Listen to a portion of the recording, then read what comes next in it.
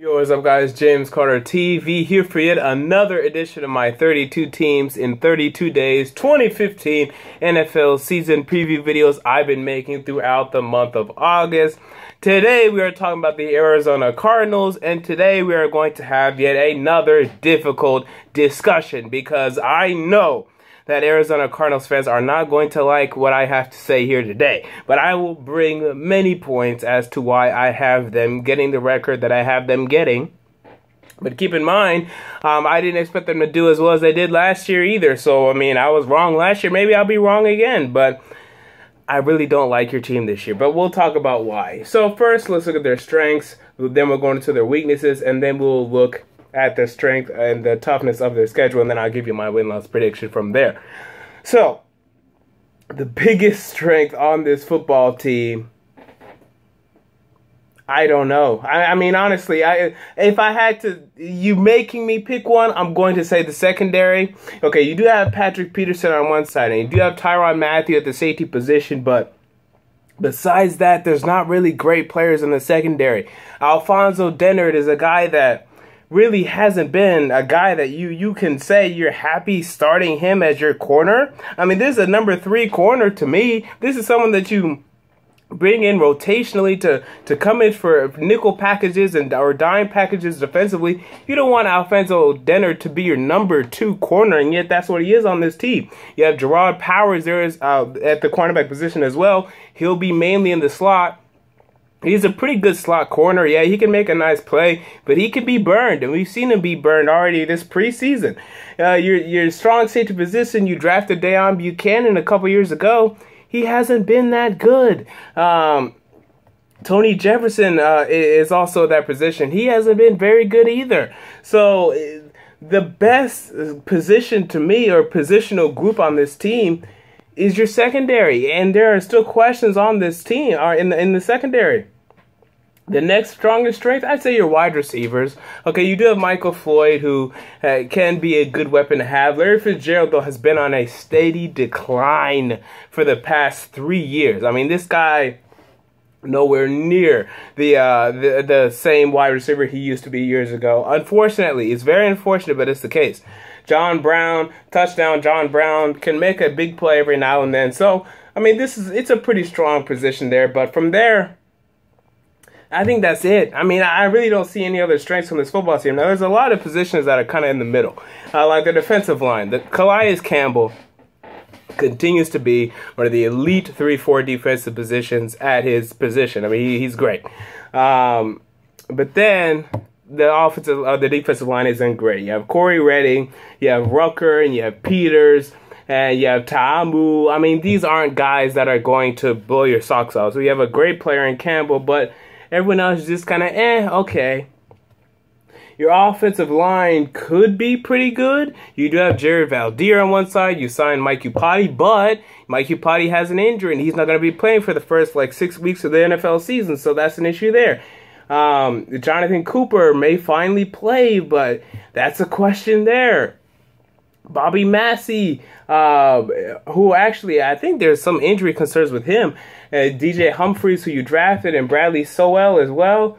They're not great. I mean, Jared Valdir and Iupati are good when they're playing. Iupati's not going to be playing for a lot of the season, so issues there. Your weaknesses, in your quarterback Carson Palmer, if he's healthy, if he's playing, okay, I don't want to say that's a strength, because I can name you 12 to 15 quarterbacks I'd take over him, but it's in the middle. But there's weaknesses, like your linebackers, they're bad. And it actually shocks me that the Arizona Cardinals get the pressure that they did under the Todd Bowles defensive reign, because they don't have anyone. Matt Shaughnessy, I mean, come on. Alex Okafor, Lamar Woodley, who you signed, Sean Weatherspoon, and these aren't pass rushers. And yet Todd Bowles will just send 8 or 9 of them and then say someone to get to the quarterback, and someone would. But with the change of defensive coordinator, and the talent just isn't very good. You drafted Marcus Golden out of Missouri. Maybe he can contribute, but there's not much talent in that group. So that's an issue there. And even inside linebackers, Kevin Minter That's really your best linebacker. Out of LSU, drafted a couple years ago. Sean Weatherspoon is nowhere near the player he used to be, and Darrell Washington doesn't look like he's going to play this year. So just forget about him. And then offensively, your running backs, you don't even like Andre Ellington because you drafted David Johnson, who hasn't looked very impressive in the preseason and has shown fumbling issues. So the running back, to me, is a question. Your tight ends are non-existent in Daniel Fells, Troy Nicholas, and that's really it. So your tight ends are non-existent. There's questions all over this football team. I mean, and last year they still were able to be, I think, what were they, 10-6 or 11-5, with a roster very similar to this, but I don't think they can keep it up. Now let's look at their schedule. They're in the NFC West, and I don't expect much from the St. Louis Rams. So I do think you will be able to take advantage of how bad I believe the St. Louis Rams are going to be. Okay, fine.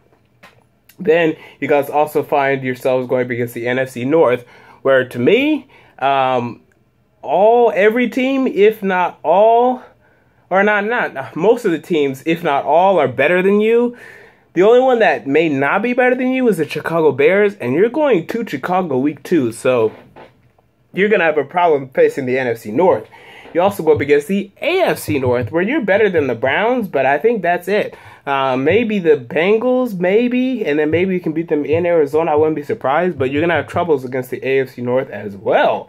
And then you also face 2 NFC teams in the New Orleans Saints and the, who's the other NFC team? Probably someone from the NFC East.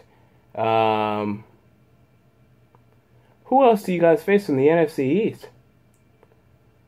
I'm reading the schedule right. Okay, Philadelphia. In Philadelphia. So that's going to be a very difficult matchup, too, because who knows who's going to be starting at quarterback. But Chip Kelly's proven to show that no matter who he has at quarterback, they're a difficult team, especially in Philadelphia. So, Cardinals fans, look, you don't have great players anymore. Darrell Washington won't be playing. Larry Fitzgerald continues to go downhill. Your best player is Calais Campbell. There's not a really good player in the secondary. Tyrann Mathieu, okay, he's a really good player in the secondary, and so is Patrick Peterson, but I think there's issues on this football team, and I'm not even sure Carson Palmer is going to play 16 games. He hasn't shown the ability to play 16 games. Now, best case scenario, you guys won 10 or 11 games last year. I see you could win 9. Worst case scenario, I can't see it being worse than 4-12, but it could be. It really could be 4-12. Maybe 5-11. I'll say worst case scenario 5-11. My prediction, though, I'm really underwhelmed. I'm gonna have to say 7-9. I'm really underwhelmed. It could be 6-10. I'm just very underwhelmed by this Cardinals roster. There's holes on the offensive line, holes in the defense, and I think it's going to be a disappointing season, but the Cardinals will look to improve. Now, your one saving grace is Bruce Arians. He is a great coach, or he's proven to be thus far. Maybe he can get more out of this team than I'm seeing, but I'm not seeing a very good team on the surface. Until next time, James Carter TV, I'm out. Peace.